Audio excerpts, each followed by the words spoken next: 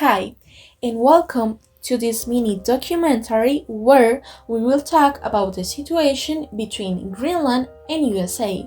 First of all, do you believe Greenland should pursue closer ties with US or Europe? As you know, the situation between the USA and Greenland has been complicated in recent months.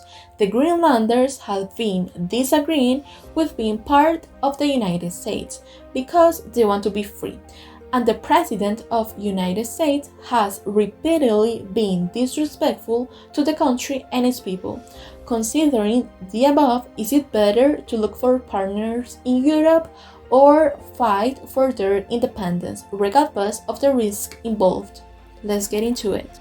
Well, as I mentioned before, Greenland doesn't want to be part of the United States for many reasons, and the President Trump has said it's an absolute necessity for the US to gain control of Greenland and has refused to rule out using military force to acquire the island. Due to this threat, Lukegaard, who is a Danish politician and member of the European Parliament, has expressed that Greenland should consider rejoining the European Union for protection and count with a strong democracy and welfare system. But there is a big problem, because Greenland in 1985 left the European Union following a referendum in 1982, with 53% voting for withdrawal after a dispute over fishing rights.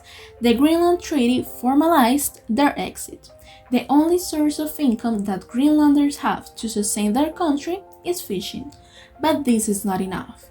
Being independent is difficult but not impossible. Greenlanders should continue fighting for their independence, with the objective of not joining with countries that could bring them a considerable disadvantages. But if it is not just the European Union, Denmark, or the USA, who else can Greenland turn to? Surveys suggest that most of the island's inhabitants will prefer to strengthen cooperation with Canada and Iceland, which could be a good plan because they have a lot of things in common.